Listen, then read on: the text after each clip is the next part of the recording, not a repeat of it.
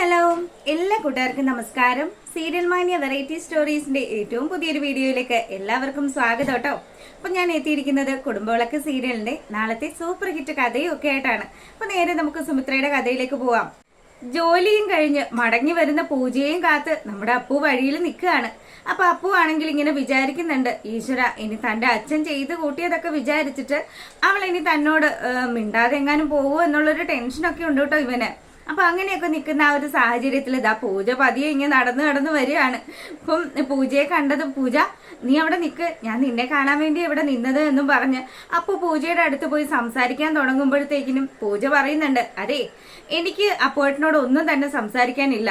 എന്താ പൂജ, നിനക്ക് എന്താ പറ്റിയത്, നീ ഇങ്ങനെയൊന്നും അല്ലായിരുന്നല്ലോ എന്ന് ചോദിച്ച് അപ്പു പൂജയുടെ പിന്നാലെ കൂടുകയാണ്. പക്ഷേ അപ്പു എത്ര കണ്ട് പിന്നാലെ നടന്ന് പറഞ്ഞിട്ടും നമ്മുടെ പൂജ തിരിഞ്ഞു നിൽക്കുവോ അല്ലെങ്കിൽ അപ്പുവിനോട് സംസാരിക്കാനോ കൂട്ടാക്കുന്നില്ല. അപ്പോൾ അവസാനം നമ്മുടെ അപ്പു പറയുന്നുണ്ട്, എടി ഞാനല്ലല്ലോ ചെയ്തത് തെറ്റുകള്, എൻ്റെ അച്ഛനല്ലേ ചെയ്തത്. നിങ്ങളല്ലേലും നിങ്ങൾ നിങ്ങളുടെ കാര്യം മാത്രമാണ് നോക്കുന്നത്, നിങ്ങൾക്ക് നിങ്ങളുടേതായിട്ടുള്ള സ്വാർത്ഥ താല്പര്യങ്ങൾ മാത്രമേ ഉള്ളൂ എന്നൊക്കെ പറഞ്ഞ് പൂജയാണെങ്കിൽ അപ്പുവിനോട് ദേഷ്യപ്പെടുമ്പോൾ, പൂജ അപ്പച്ചി മരിച്ചുപോയി എന്നുള്ള കാര്യങ്ങൾ അത് ഞാനും എൻ്റെ അമ്മയും ഒന്നും അറിഞ്ഞിട്ടേ ഇല്ല, അത് എൻ്റെ അച്ഛൻ തന്നെ ഉണ്ടാക്കി വെച്ച ഒരു കാര്യമാണ്.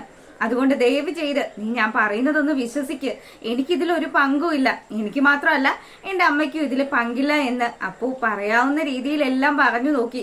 പക്ഷെ പൂജ ഇതൊന്നും കേൾക്കാനായിട്ട് കൂട്ടാക്കുന്നില്ല. അവളാണെങ്കിലോ നടന്നുകൊണ്ടേയിരിക്കുകയാണ്. അപ്പൊ പിന്നാലെ പോയി ഇനിയിപ്പം ഇവളോട് കുറച്ച് ദേഷ്യപ്പെട്ട് സംസാരിച്ചിട്ടാണെങ്കിലും ഇവളെങ്ങനെയും താൻ പറയുന്ന കാര്യങ്ങൾ കേട്ടല്ലേ പറ്റുള്ളൂ.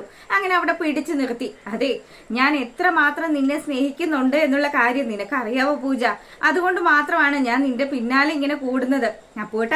അപ്പോട്ടന് എന്തറിഞ്ഞിട്ടാ ഈ പറയുന്നത്, അപ്പോട്ടന് സ്നേഹയുമായിട്ടുള്ള കല്യാണമൊക്കെ ആലോചിച്ച് വെച്ചിരിക്കുകയല്ലേ എന്ന് പൂജ ചോദിക്കുമ്പോഴത്തേക്കിനും അപ്പുവാണെങ്കിലോ, നീ എന്തറിഞ്ഞിട്ടാ പൂജ ഈ പറയുന്നത്, എന്റെ ജീവിതത്തിൽ ഒരിക്കലും മറ്റൊരു പെണ്ണുണ്ടാവില്ല, അത് ഞാൻ തീരുമാനിച്ചതാണ് എന്നും പറഞ്ഞ് അപ്പു അവിടെ നിന്ന് അങ്ങ് ദേഷ്യപ്പെട്ട് പോകുമ്പോഴത്തേക്കിനും പൂജ പറയുന്നുണ്ട്, അതെ നിങ്ങളുടെ അച്ഛനും നിങ്ങളും ഒക്കെ ഒരേ സ്വഭാവക്കാരാണ്, ഒരിക്കലും നിങ്ങളുടെ ഒന്നും സ്വഭാവം മാറാനും പോകുന്നില്ല.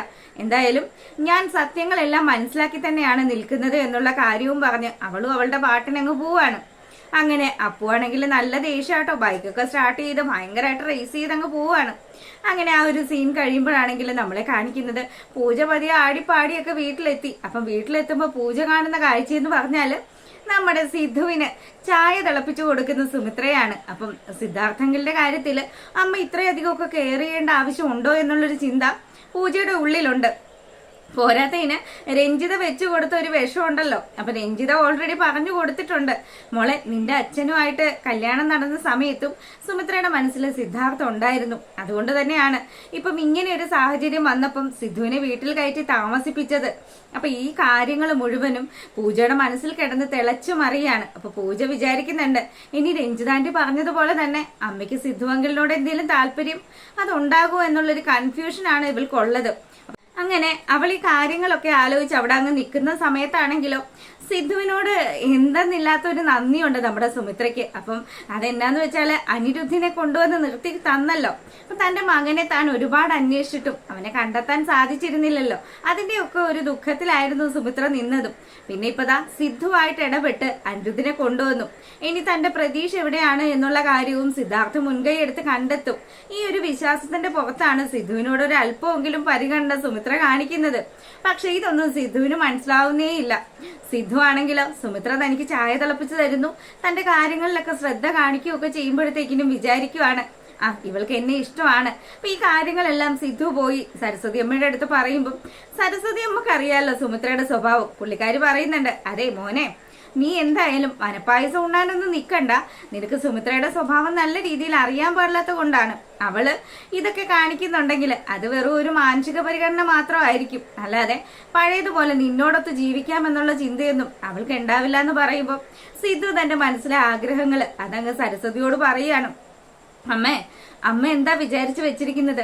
സുമിത്ര പഴയതുപോലെ തന്നെ എന്റെ ജീവിതത്തിലേക്ക് തിരികെ വരും. അവളുടെ മക്കളെ എല്ലാം ഞാൻ കണ്ടെത്തും. എന്റെ മക്കളും സുമിത്രയും അമ്മയും ഒക്കെ ആയിട്ട് നമ്മൾ ശ്രീനിലയത്തിൽ താമസിക്കും. ഇതൊക്കെ തന്നെയാണമ്മേ എന്റെ ഏറ്റവും വലിയൊരു സ്വപ്നം. അപ്പം സിധു നാട്ടിലേക്ക് ബിസിനസ്സും കാര്യങ്ങളും ഒക്കെ ഷിഫ്റ്റ് ചെയ്യുന്ന കാര്യം സുമിത്രയുടെ അടുത്ത് സംസാരിക്കുകയൊക്കെ ചെയ്തു. സുമിത്രയാണെങ്കിൽ അതിനൊരു ഓൾ ദി ബെസ്റ്റും ഒക്കെ പറയുകയൊക്കെ ചെയ്തു കേട്ടോ. അങ്ങനെ വളരെ സന്തോഷിച്ച് നമ്മുടെ സിദ്ധാർത്ഥ് ഇങ്ങനെ ഇരിക്കുമ്പോഴത്തേക്കിനും പൂജ ഈ കാര്യങ്ങളെല്ലാം കാണുകയാണ്. പൂജ വന്ന കാര്യം കണ്ടപ്പോഴത്തേക്കിനും സുമിത്ര പറയുന്നുണ്ട്, ആ മോളെ നീ നേരത്തെ എത്തിയോ, വാ മോൾക്ക് ചായ തിളപ്പിച്ച് വെച്ചിട്ടുണ്ടെന്നും പറഞ്ഞ് സുമിത്ര ദാ നമ്മുടെ പൂജയുടെ അടുത്തേക്ക് ചെല്ലുമ്പോഴത്തേക്കിനും എനിക്ക് ചായ വേണ്ട അമ്മയെന്നും പറഞ്ഞ് അവളാണെങ്കിൽ അകത്തോട്ട് കയറി പോവാണ്. അപ്പൊ ഇവളുടെ സ്വഭാവത്തിന് എന്തൊക്കെയോ ഒരു മാറ്റം സുമിത്ര ഫീൽ ചെയ്യുന്നുണ്ട്. പക്ഷെ പുള്ളിക്കാരിയാണെങ്കിൽ ഓർക്കുന്നത് ഓഫീസിൽ എന്തെങ്കിലും ടെൻഷനോ കാര്യങ്ങളോ ഒക്കെ ആയിരിക്കും. അല്ലാതെ പൂജയ്ക്ക് പ്രത്യേകിച്ച് ടെൻഷന്റെ ഒന്നും കാര്യമില്ലല്ലോ. അങ്ങനെ ആ ഒരു സീൻ കഴിയുമ്പോഴാണെങ്കിലോ നമ്മുടെ രഞ്ജിതയും പങ്കജും ഒക്കെ കൂടി നിന്ന് ഗൂഢാലോചന നടത്തുകയാണ്. അപ്പം എത്രയും പെട്ടെന്ന് തന്നെ പൂജയെ ആ വീട്ടിൽ നിന്നും ചാടിക്കണം. അതിന് ഏറ്റവും നല്ല മാർഗം സരസ്വതി എന്ന് പറയുന്ന ആ ഒരു നാണയമാണ്. സരസ്വതി അമ്മയെ എങ്ങനെയെങ്കിലും തന്റെ പക്ഷത്താക്കി വെച്ചു കഴിഞ്ഞാൽ പിന്നെ പേടിക്കാനില്ല. സരസ്വതി അമ്മയ്ക്ക് ഇപ്പൊ പൂജ കണ്ണിൽ കരടാണ് എന്നുള്ള കാര്യം നമ്മുടെ ദീപുവിന്റെ കേസ് വന്നപ്പം പങ്കജ് പോയി പറഞ്ഞിട്ടുണ്ടായിരുന്നു. അങ്ങനെ ആ ഒരു കാര്യമൊക്കെ അറിയാവുന്ന കൊണ്ട് തന്നെ രഞ്ജിത പങ്കജിനെ ഏൽപ്പിക്കും. സരസ്വതി അമ്മയ്ക്ക് വേണ്ടി എന്ത് സമ്മാനം വേണമെങ്കിലും നീ കൊടുത്തോ, പക്ഷെ നമ്മുടെ ഉദ്ദേശം നടന്നിരിക്കണം. പൂജ ആ വീട് വിട്ട് നമ്മുടെ വീട്ടിലേക്ക് താമസം മാറണം. അപ്പൊ പങ്കജിന് വലിയ കോൺഫിഡൻസ് ഒക്കെ ആയി. പങ്കജാണെങ്കിൽ പറയുന്നുണ്ട്, അതെന്തായാലും അമ്മ എനിക്ക് വിട്ടേക്ക്, ഇവിടം വരെ കാര്യങ്ങൾ ഞാൻ കൊണ്ടെത്തിച്ചില്ലേ. ഇനിതാ പൂജ ഇപ്പൊ സുമിത്രാന്റിയുടെ കാര്യത്തിൽ പൂജയ്ക്ക് ചെറിയ ടെൻഷനൊക്കെ ഉണ്ട്. അതുകൊണ്ട് തന്നെ നമ്മൾ അതങ്ങ് ഊതി അങ്ങ് പെരുപ്പിക്കും. അപ്പം അവൾ ആ വീട് വിട്ട് ഇങ്ങോട്ട് തന്നെ ഇറങ്ങി വരികയും ചെയ്യും. എന്തായാലും അപ്പുവിനോടുള്ള സ്നേഹമൊക്കെ പൂജയ്ക്ക് നഷ്ടപ്പെട്ടു. അതവളുടെ സംസാരത്തിൽ നിന്ന് തന്നെ എനിക്ക് മനസ്സിലായി. പിന്നെ ദീപുവിന്റെ കേസ് വന്നപ്പോ തന്നെ ഞാൻ അത്യാവശ്യം നല്ല രീതിയിൽ തന്നെ ഇവള് പറഞ്ഞു മനസ്സിലാക്കിച്ചിട്ടൊക്കെ ഉണ്ട് എന്നൊക്കെ പറയുമ്പോൾ നമ്മുടെ രഞ്ജിതയ്ക്ക് വലിയ സന്തോഷമൊക്കെ ആയിട്ടോ. അപ്പൊ അരവിന്ദൻ അങ്ങ് വരുന്നുണ്ട്. അരവിന്ദൻ വന്നിട്ട് പറയുന്നുണ്ട്, എന്തായാലും കൊള്ളാം, അമ്മയും മോനും കൂടി നല്ല കളി തന്നെയാണ് കളിക്കുന്നത്. പക്ഷേ സുമിത്ര എന്ന് പറയുന്നവള് ചില്ലറക്കാരിയല്ല. അവൾ ഇതൊക്കെ കണ്ടുപിടിച്ചു കഴിഞ്ഞാല് നമുക്ക് നല്ല മുട്ടം പണി തന്നെ കിട്ടും. അതുകൊണ്ട് സൂക്ഷിച്ചും കണ്ടും ഒക്കെ കളിക്കണം കേട്ടോ എന്നുള്ളൊരു ഉപദേശം കൊടുക്കുകയാണ്.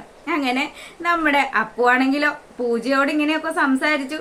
പൂജയോട് തന്റെ ഇഷ്ടം പറഞ്ഞിട്ട് പോലും പൂജ ഒരു മൈൻഡും കാണിക്കുന്നില്ല. അപ്പം ഇതിനെല്ലാം കാരണക്കാരനായിട്ടുള്ളത് തന്റെ അച്ഛനാണല്ലോ. അച്ഛനെ അങ്ങനെ വെറുതെ വിട്ടാൽ പറ്റത്തില്ല. അതുകൊണ്ട് തന്നെ അപ്പു നല്ല ദേഷ്യത്തില് വീട്ടിലേക്ക് ചെല്ലുമ്പോഴത്തേക്കിനും ആ സമയത്ത് നമ്മുടെ ദീപുത സെറ്റിൽ ഇങ്ങനെ ഇരിക്കുകയാണ്. അപ്പം ചിത്രയാണെങ്കിൽ ചിത്ര വലിയ സംസാരവും കാര്യങ്ങളും ഒന്നും ഇല്ലാത്തതുകൊണ്ട് തന്നെ ദീപുവിന് പ്രത്യേകിച്ച് ആ വീട്ടിൽ ആരും തന്നെ ഇല്ല സംസാരിക്കാനായിട്ട്. അങ്ങനെ വിഷമിച്ചിരിക്കുന്ന ദീപുവിന്റെ അടുത്തേക്ക് ചെല്ലുകയാണ് നമ്മുടെ അപ്പു ചെന്ന പാടെ പറയുന്നുണ്ട്, അരേ നിങ്ങൾ കളിച്ച വൃത്തികെട്ട കളി, ഈ കളി കാരണമാണ് ഇപ്പം എനിക്ക് എന്റെ ജീവിതം നഷ്ടപ്പെട്ട അവസ്ഥയിൽ നിൽക്കുന്നത്. അച്ഛൻ അറിയാവുന്നതാണല്ലോ ഞാൻ എത്രമാത്രം പൂജയെ സ്നേഹിക്കുന്നുണ്ട് എന്നുള്ള കാര്യം. പക്ഷെ അച്ഛൻ അതൊന്നും മനസ്സിൽ വെക്കാതെ അവള് കേക്ക് ഓരോ കാര്യങ്ങൾ പറഞ്ഞ് അവളുടെ മനസ്സ് മാറ്റി വെച്ചിരിക്കുകയല്ലേ. ഇനിയിപ്പം അവൾക്ക് എന്നെ വേണ്ട എന്നുള്ളൊരു അവസ്ഥയിലാണ് നിൽക്കുന്നത്. അതുകൊണ്ട് അച്ഛൻ അപ്പച്ചിയോടും പൂജയോടും എന്നോടും ഒക്കെ ചെയ്തത് ഒരേ തെറ്റ് തന്നെയാണ്. ഇനി ഇങ്ങനെയുള്ള അച്ഛന്റെ കൂടെ താമസിക്കാൻ എനിക്ക് പറ്റില്ല എന്ന് തീർത്തും പറയാണ് അപ്പു. അപ്പൊ നമ്മുടെ ദീപു ധർമ്മസങ്കടത്തിലായിട്ടോ. ഇനി എന്ത് ചെയ്യും? തന്റെ മകനും ഇങ്ങനെ, ഭാര്യ അങ്ങനെ, ചേച്ചിയാണെങ്കിൽ പിണങ്ങി പോയി.